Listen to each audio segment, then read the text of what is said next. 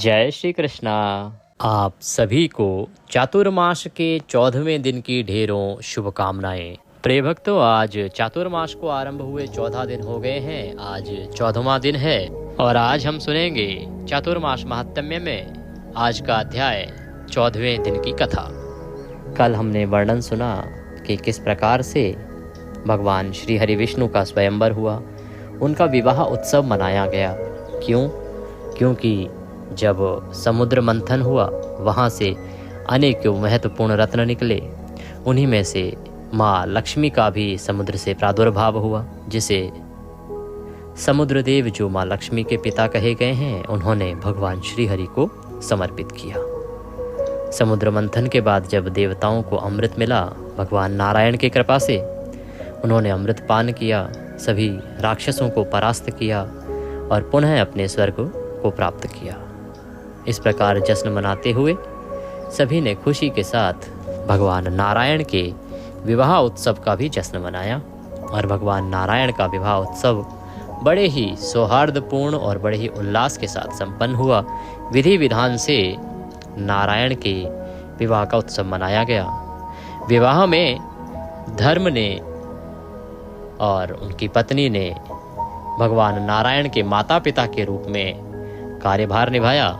वहीं माँ लक्ष्मी के माता पिता समुद्र और उनकी धर्मपत्नी रही। समुद्रदेव जो माँ लक्ष्मी के पिता के रूप में वहाँ विराजमान थे।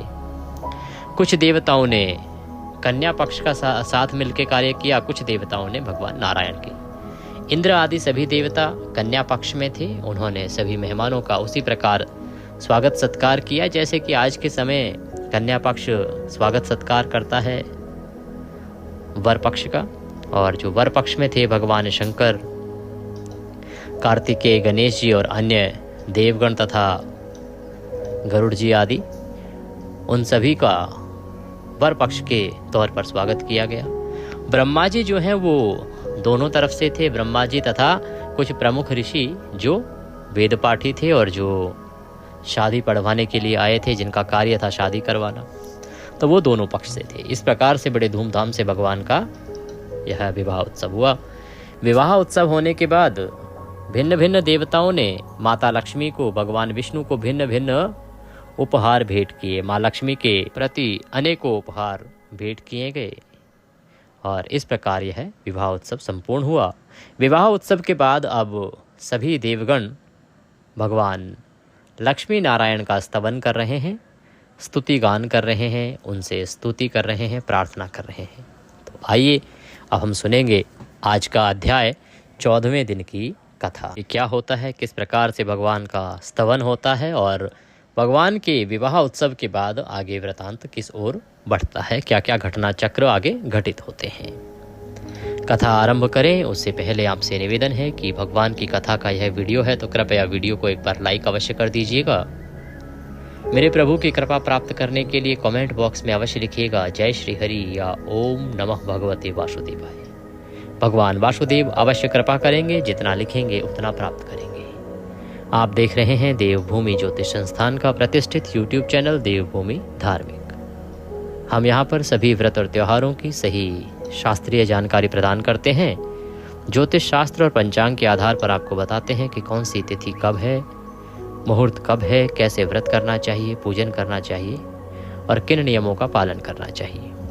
यदि आप सभी व्रत और त्योहारों की सही शास्त्रीय जानकारी पाते रहना चाहते हैं तो कृपया चैनल को अभी सब्सक्राइब कीजिए और बेल आइकन को प्रेस कीजिए। जब आप सब्सक्राइब का बटन दबाएंगे तो वहाँ एक घंटी का निशान बना हुआ आएगा, उसको अवश्य दबाइएगा, तभी आपको हमारे सारे वीडियो प्राप्त होंगे, अन्यथा आपसे जानकारी छूट जाएगी।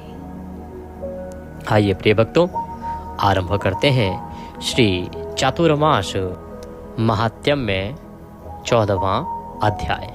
सर्वप्रथम गुरुदेव को प्रणाम करते हैं। गुरुर्ब्रह्मा गुरुर्विष्णु गुरुर्देव महेश्वरः गुरुर्साक्षात् परब्रह्म तस्मै श्री गुरुवे नमः। बोलिए गुरुदेव महाराज की जय। माँ सरस्वती के चरणों की वंदना करते हैं। या देवी सर्वभूतेषु मां सरस्वती रूपेण संस्थिता नमस्तस्यै नमस्तस्यै नमस्तस्यै नमो नमः। बोलिए सरस्वती महारानी की जय। प्रथम पूज्य गणेश जी महाराज की वंदना करते हैं। बोलिए गणेश जी महाराज की जय। भगवान विष्णु के चरणों में प्रणाम करते हैं। बोलिए श्री विष्णु भगवान की जय। बोलिए चातुर्मास की जय। बोलिए सब संगत की जय। आप सभी दर्शकों को, आप सभी श्रोताओं को मेरा नमस्कार। आरंभ कर रहे हैं आज का अध्याय चातुर्मास महात्म्य में 14वें दिन की कथा। ब्रह्मदेव ने कहा, वेदों का निरंतर ध्यान करने के पश्चात मैं इस निर्णय पर पहुंचा हूं कि यदि प्राणीगण आपके जो राम के आनंद रूप हैं दृढ़ भक्ति रखेंगे तो वे अनंत तथा कभी ना घटने वाले अनेकों सुखों का भोग करेंगे तथा उन लोकों को प्राप्त करेंगे जिनका अंतिम गंतव्य परम पुरुष है।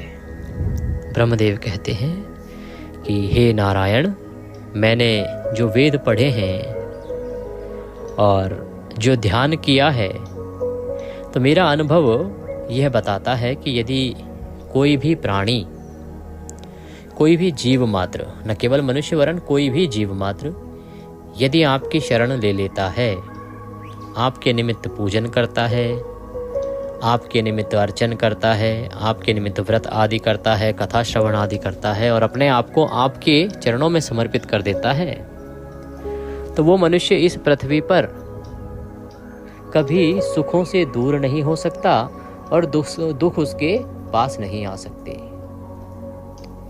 ऐसे मनुष्य को सदा सुखों की प्राप्ति होती है। ऐसा मनुष्य सदा सभी प्रकार के सुख और ऐश्वर्यों को भोगता है और अंत में उसे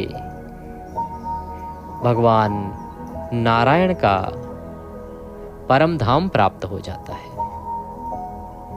जिसको अंतिम गंतव्य के रूप में परम पुरुष कहते हैं।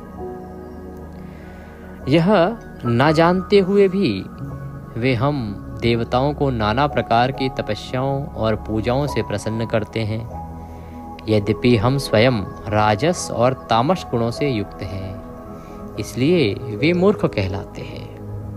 हे केशव, अतः मैं आपको अपने हृदय में धारण करता हूँ। भगवान शंकर ने कहा, हे प्रभु, तीनों वेद, सांख्य, वेदांत, योग, पुराण, पंचशास्त्र तथा धर्मशास्त्र, ये सभी भक्ति पूर्वक अनेक प्रकार से आपकी ही परम महिमा का गान करते हैं। हे प्रभु, प्रथम कल्प आदि कल्प में आपसे ही इन शास्त्रों की उत्पत्ति हुई है और आप ही इनका एकमात्र आश्रय हैं। कि भगवान, ये जो शास्त्र बने हैं इनकी उत्पत्ति आपसे ही हुई है और इनका सहारा भी आप ही हैं।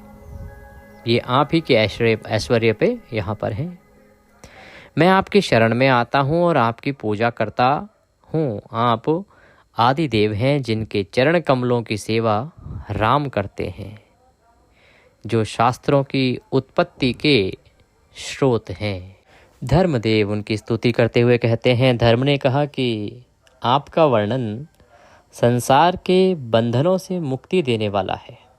यह 3 प्रकार के दुखों, आधि भौतिक, आधि दैविक और आध्यात्मिक, से पीड़ित देहधारियों के लिए अमृत के समान होता है। यह असंख्य जन्मों के संचित पापों का नाश करने वाला है। आपकी भक्ति से ज्ञान में तत्काल वृद्धि होती है। हे असंख्य नामों वाले प्रभु, संतों के मुख से निकली आपकी वाणी मेरे कानों के माध्यम से मेरे हृदय की घाटी में प्रवेश करे। यह आपकी कामना के अतिरिक्त मेरी सभी कामनाओं को दूर कर दे। हे दया के सागर, सर्वशक्तिमान, आपको नमस्कार है। इस प्रकार धर्म भगवान विष्णु को नमन करते हैं। इसके बाद प्रजापति आते हैं। प्रजापति कहते हैं, धन्य है ये कल्प वृक्ष जिनकी छाया में आप श्री सहित आए हैं। श्री से अभिप्राय यहाँ पर माँ लक्ष्मी से है। इस भवन आपके विवाह मंडप का रचयिता निर्माता भी धन्य है। हे प्रभु, यह पृथ्वी जहाँ आपका आसन है और जहाँ आपका आसन सुशोभित है, निसंदेह यह सागर इस लोक में धन्य है, क्योंकि उसने अपनी पुत्री आपको स्वयं प्रदान की है। ये हम धन्य हैं जो तुम्हें देख रहे हैं। हे धन्य प्रभु, श्री के पति, हम आपको बारंबार प्रणाम करते हैं। इस प्रकार प्रजापति भगवान श्री हरि विष्णु को प्रणाम करके जाते हैं। फिर मानुष के द्वारा कहा जाता है कि हे लक्ष्मीपति, वह धर्म निश्चय ही सब धर्मों से श्रेष्ठ है, जिस धर्म से धर्म के आधार स्वरूप आपकी शुद्धि भक्ति उत्पन्न होती है। हे प्रभु, हम आपकी स्तुति करते हैं। आप धर्म की आत्मा हैं, आप धर्म के नेता और संरक्षक हैं, आप धर्म के स्रोत हैं और धर्म आपको सबसे अधिक प्रिय है। इसके बाद सभी ऋषियों ने कहा, जो भक्ति से रहित है वह आपसे विमुख है। ज्ञान की इच्छा से वह प्रयत्न करता है, फिर भी उसे सफलता नहीं मिलती। अतः वह इच्छित वस्तुओं के लिए कर्मों में आसक्त रहता है। हे आनंद के सागर, वह अविनाशी आनंद कैसे प्राप्त कर सकता है? अतः हम श्रद्धा और भक्ति से युक्त होकर धर्म, तप और वेदों का अभ्यास करते हुए आपका ध्यान करते हैं, जो माया से परे हैं, काल के नियंत्रक हैं, श्रेष्ठ हैं, श्री के स्वामी हैं तथा ज्येष्ठों में भी ज्येष्ठ हैं। हम आपको प्रणाम करते हैं।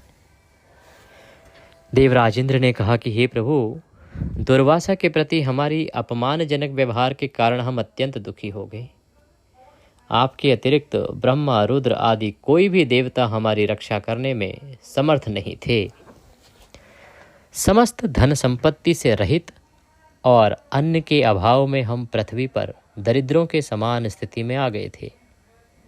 आपके द्वारा ही हमारे दुख तत्काल दूर हो गए हैं।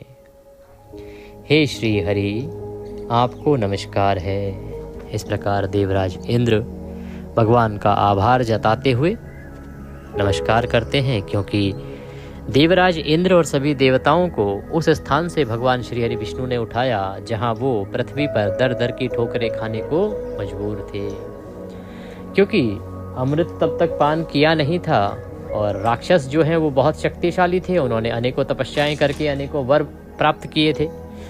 अतः राक्षसों ने देवताओं को परास्त कर दिया।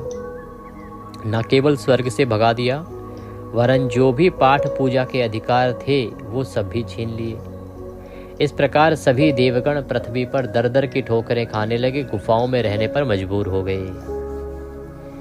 तब वो भगवान ब्रह्मदेव के पास गए। ब्रह्मदेव ने भगवान शंकर को बुलाया और शंकर देव तथा भगवान ब्रह्मदेव दोनों ने मिलके देवताओं से कहा कि आप नारायण की स्तुति करें, वही आपका भला करेंगे। फिर जब देवताओं ने नारायण को याद किया, उनकी तपस्या करी, तो नारायण ने किस प्रकार से देवताओं का उद्धार किया, ये अभी हमने पिछले 4-5 दिन की कथा में सुना था। तो इस प्रकार से सभी जो देवेंद्र हैं वो आभार प्रकट करते हैं। अग्निदेव कहते हैं कि देवताओं, दानवों और मनुष्यों में निर्वाह का साधन अन्न आपके द्वारा ही उत्पन्न किया गया है। विद्वान पुरुष उसी से आपको यज्ञ में आहुति देते हैं और शेष भाग स्वर्ग के अन्य निवासियों को अर्पित किया जाता है। यज्ञ करने वाले कामनाओं की पूर्ति हेतु कर्मों में रुचिपूर्वक लगे रहने पर भी शीघ्र ही कर्मों के बंधन से मुक्त होकर ब्राह्मी गति को प्राप्त होते हैं। अन्य अर्थात यज्ञ करने वाले जो अन्य यज्ञ करते हैं वो चोर हैं। श्री यज्ञ पुरुष विष्णु, मैं आपको प्रणाम करता हूँ। मरुत्स ने कहा कि आप अविनाशी परम पद की सेवा करके आप में अनन्य भाव से अनुरक्त भक्तगण ना तो घर, वैभव आदि की लालसा करते हैं और ना ही उन्हें तुच्छ समझते हैं। ना ही वे अत्यधिक सुखों से युक्त परम मोक्ष की कामना करते हैं। चांडाल कुल में जन्म लेना ही उनका श्रेष्ठ मानना उचित है। हम आप परम पुरुष, आप में अनन्य भाव से अनुरक्त भक्तों के शरणागत हैं, आपके पास आए हैं। सिद्धों ने कहा, हम आपको नमस्कार करते हैं, जो अकारण होते हुए भी असंख्य ब्रह्मांडों की उत्पत्ति के कारण हैं। आप उनमें व्याप्त हैं, फिर भी पारलौकिक हैं और उनके नियंत्रक हैं। रुद्रों ने कहा, हे परम पुरुष, आपको नमस्कार है। आप मोह से मुक्त होते हुए भी माया के मोहक, सबको मोहित करने वाले तथा महाकाल ब्रह्मांड के महान संहारक के भी काल अर्थात संहारक हैं। सूर्य ने कहा, हे राम, आपसे प्रकाशित होकर हम लोगों को प्रकाशित करते हैं। आप स्वयं प्रकाशवान महान तेज स्वरूप प्रकाश स्वरूप हैं। हम आपको नमस्कार करते हैं। साध्यस ने भी प्रणाम किया। वसुओं ने भी कहा कि जब जब असुरों के अंश से उत्पन्न हुए मनुष्यों द्वारा घोषित सनातन धर्म और उसके अनुयायियों का विनाश होता है, तब तब आप स्वतः ही अवतार लेते हैं। हम धर्म के रक्षक को नमन करते हैं।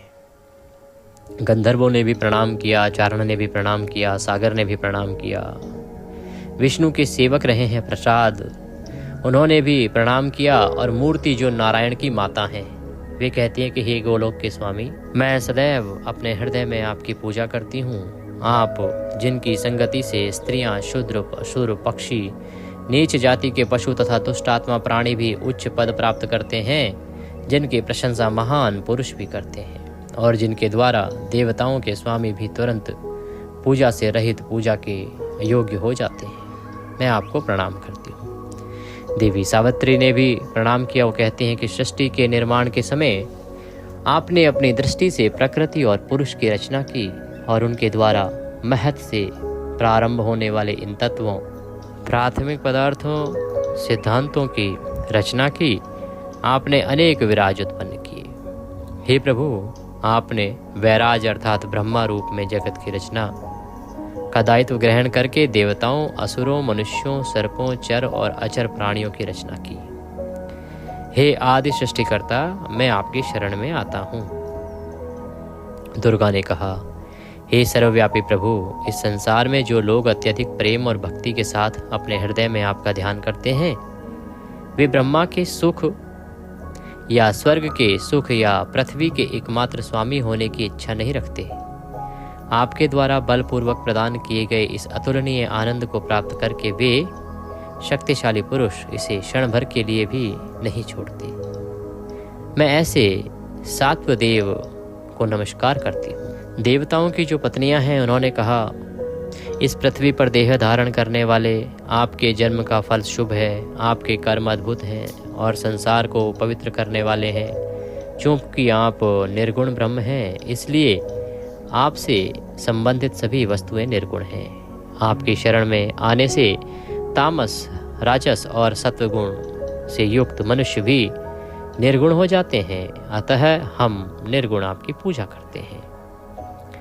ऋषियों की जो पत्नियां हैं, उन्होंने कहा, भगवान विष्णु के चरण कमल अर्थात आपके 3 प्रकार की अत्यंत दुखदायी यातनाओं से पीड़ित मनुष्यों के समस्त कष्टों को दूर करने वाले एकमात्र हैं। अतः देवों के अनंत देव, हम आपके शरणागत होकर आए हैं, आपको नमन करते हैं। देवी पृथ्वी ने कहा, मैं केवल उन वासुदेव की शरण लेती हूँ जिनका मुख शरद ऋतु के चंद्रमा के समान है, जिनकी आंखें शरद ऋतु में कमल की पंखुड़ियों के समान लंबी हैं, जो श्री अर्थात धन के वियोग से होने वाले अपार कष्टों का निवारण करते हैं। देवी सरस्वती ने कहा, आपके अत्यंत सुंदर चंद्रमा सदृश मुख को देखकर मेरी आंखें मानो चकोर पक्षी बन गई हैं। वे अन्यत्र नहीं आती। आपका यही रूप मेरे हृदय में निवास करे, अन्यत्र नहीं। स्कंद ने कहा, इस प्रकार समस्त देवताओं द्वारा स्तुति किए जाने पर उन्होंने अपनी दृष्टि मात्र से उनका स्वागत किया और श्री से बोले, हे शुभ देवी, इन देवताओं पर कृपा दृष्टि डालिए। उसने तीनों लोकों के निवासियों पर अपनी कृपा दृष्टि से कृपा की और वे पहले की तरह समृद्ध हो गए। तो जब सभी देवताओं ने, सभी ऋषियों ने, सभी जो इस भूमंडल पर या इस आकाश मंडल पर जहाँ जहाँ भी विराजमान थे, वो सभी ने भगवान का स्तवन किया, धन्यवाद किया, शुभकामनाएं दी, तो भगवान नारायण ने सबका आभार प्रकट किया कि वो यहाँ पधारे और जो अपनी अर्धांगिनी हैं देवी श्री माँ लक्ष्मी, उनको यह अनुरोध किया कि अब वो इन सभी पर कृपा करें और अपनी कृपा दृष्टि डालें। जब देवी ने सभी पर, तीनों लोकों के निवासियों पर अपनी कृपा दृष्टि डाली, तो उनकी कृपा दृष्टि से सब लोग पहले की तरह समृद्ध हो गए। क्योंकि जब श्री जो है समुद्र में चली गई थी, समा गई थी, तो सभी देवता कंगाल हो गए थे, श्रीहीन हो गए थे। श्रीहीन होने के बाद मनुष्य कंगाल हो जाता है। पुनः देवी का आशीर्वाद प्राप्त करके सभी संपन्न हुए, समृद्ध हुए। ग्रस्तों और त्यागियों सभी को अपना अपना पूर्ववत ऐश्वर्य प्राप्त हो गया। धर्म आदि सभी पहले की भांति प्रसन्नता पूर्वक विचरने लगे। भगवान ने अपना वक्ष स्थल श्री को समर्पित कर दिया। वहां स्थित होकर उन्होंने अपनी ऐश्वर्य से तीनों लोकों को व्याप्त कर लिया। तब समुद्र अर्थात रत्नों की खान श्री का पूर्वज होने के कारण समस्त रत्नों का धाम बनकर अपने नाम के अर्थ के अनुरूप हो गया। वहां उन्होंने सब अतिथियों को उत्तम स्वाद वाले 4 प्रकार के अमृत तुल्य उत्तम भोजन से आदर पूर्वक तृप्त किया। उन्होंने बड़ी प्रसन्नता से देवताओं सहित सभी अतिथियों को व्यक्तिगत रूप से मूल्यवान वस्त्र, रत्न जटित आभूषण और अन्य सामग्री भी भेंट की। उस समय अपने दामाद की संतुष्टि के लिए समुद्र के समान धन की वर्षा करने वाले उन सभी संबंधियों को देने के लिए कोई वस्तु शेष नहीं थी। भगवान ने दहेज के रूप में उन्हें दी गई प्रचुर धनराशि भी ब्राह्मणों में बांट दी और श्री के साथ अंतर ध्यान हो गए। तो इस प्रकार से भगवान को वहाँ अनेकों उपहार मिले। और फिर उनके जो ससुर हैं वो हैं समुद्र, और जितने भी मूल्यवान रत्न हैं, मणियाँ हैं, वो सब समुद्र से ही आती हैं। तो समुद्र देव ने अनेकों उपहार भगवान के लिए दिए, जिसे आज दहेज कहते हैं। वो सब के सब भगवान ने वहाँ ब्राह्मणों में बंटवा दिए और स्वयं श्री को साथ लेके, माँ लक्ष्मी को साथ लेके अंतर ध्यान हो गए। सुरगण लक्ष्मी और नारायण से अत्यधिक प्रसन्न हुए। देवता उनसे अत्यधिक प्रसन्न हुए। इंद्र सहित सभी देवता स्वर्ग चले गए और अन्य अपने अपने घर को चले गए।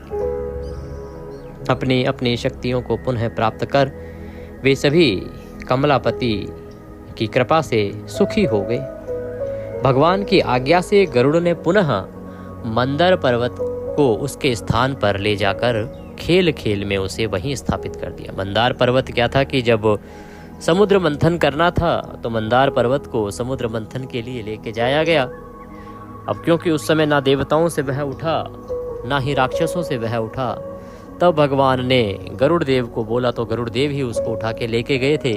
अब पुनः गरुड़ देव ने मंदार पर्वत को उसके स्थान पर अपनी चोंच से पकड़ के स्थापित कर दिया। हे ब्राह्मण ऋषि, इस प्रकार ब्राह्मण के श्राप से जो समृद्धि नष्ट हो गई थी उसे नारायण की कृपा से इंद्र ने पुनः प्राप्त कर लिया। जब ऋषि दुर्वासा ने श्राप दिया था इंद्रदेव को तो यह सब कुछ नष्ट हो गया था। उनकी सारी समृद्धि समाप्त हो गई थी। दर दर की ठोकरें खा रहे थे वो। नारायण की कृपा हुई तो नारायण की कृपा से वह पुनः प्राप्त हुआ। इसके लिए बहुत परिश्रम करना पड़ा इंद्र को। लगभग 100 वर्षों तक भगवान नारायण की तपस्या करनी पड़ी।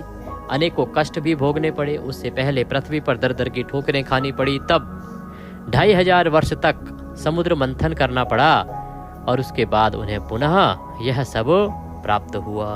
इसीलिए ब्राह्मण का अपमान कभी नहीं करना चाहिए। योग्य ब्राह्मण का अपमान कभी नहीं करना चाहिए। हे ऋषिवर, जो मनुष्य भगवान की इस पवित्र कथा को सुनता है और धर्म पूर्वक गुणगान करता है, वे दोनों ही धनवान होते हैं। इस कथा को सुनने वाले और इस कथा को सुनवाने वाले दोनों को ही माता लक्ष्मी का आशीर्वाद प्राप्त होता है। इसके सुनने से गृहस्थों को धन की प्राप्ति होगी तथा सन्यासियों को भक्ति की प्राप्ति होगी, आध्यात्मिक ज्ञान की प्राप्ति होगी, सांसारिक सुख से वैराग्य आदि की प्राप्ति होगी। जैसी उनकी इच्छा होगी वह प्राप्त होगा। हे ब्राह्मण, इस प्रकार मैंने तुम्हें बताया कि किस प्रकार इंद्र ने अपना ऐश्वर्य पुनः प्राप्त किया। अब मैं तुम्हें सब कुछ बताऊंगा कि नारद मुनि श्वेत द्वीप कैसे गए। एकाग्रचित होकर सुनो। इसके सुनने से गृहस्थों को धन की प्राप्ति होगी तथा सन्यासियों को भक्ति, आध्यात्मिक ज्ञान, सांसारिक सुखों से वैराग्य आदि की प्राप्ति होगी। जैसी उनकी इच्छा हो वह उन्हें प्राप्त होगा। बोले विष्णु भगवान की जय। इसी के साथ चातुर्मास महात्म्य में आज का यह 14वें दिन का अध्याय यहाँ पूर्ण होता है। अध्याय पूर्ण करने के बाद अब हम भगवान शंकर के पवित्र मास श्रवण मास में सुनेंगे श्री शिव महापुराण के 10वें दिन की कथा। शिव महापुराण का 10वां अध्याय, क्योंकि आप सुन रहे हैं सावन के महीने में शिव महापुराण। शिव महापुराण को श्रवण मास में अवश्य सुनना चाहिए। यदि आप सुनते हैं तो उसके श्रवण करने मात्र से ही आपका कल्याण हो जाता है। शास्त्र कहते हैं कि सावन में शिव महापुराण यदि सुनते हैं तो उसका हजारों गुना अधिक पुण्य फल प्राप्त होता है। भगवान शंकर कहते हैं कि यदि आप इसे सावन में सुनते हैं तो आपके मन की, तन की शुद्धि हो जाती है और आप सभी ऐश्वर्यों को प्राप्त करते हैं। इसीलिए आपको अवश्य सुनना चाहिए। तो ये श्रवण मास में आप शिव महापुराण का अध्याय हमारा आज का अगले वीडियो में सुनेंगे। इस वीडियो में इतना ही, और उसके बाद हम आपके लिए लेके आएंगे श्रावण मास महात्म्य में एक विशेष जानकारी कि एकादशी 21 तारीख को है और सोमवार, श्रावण के सोमवार का दिन भी 21 को ही रहेगा।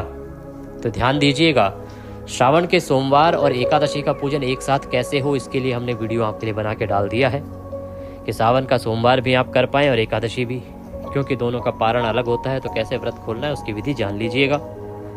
दोनों पर सुनी जाने वाली कथाएं भी हम एक ही वीडियो में डालेंगे, सावन के सोमवार की कथा और एकादशी की कथा और साथ में विष्णु पुराण। ये तीनों आपको सुनने चाहिए परसों, वो मैं आपके लिए अपलोड कर दूंगा, तो आप अवश्य ही उसका भी श्रवण कीजिएगा। अब लेते हैं विदा और मिलते हैं अगले वीडियो में शिव महापुराण के साथ। नारायण सब पर कृपा करें। हरे कृष्ण।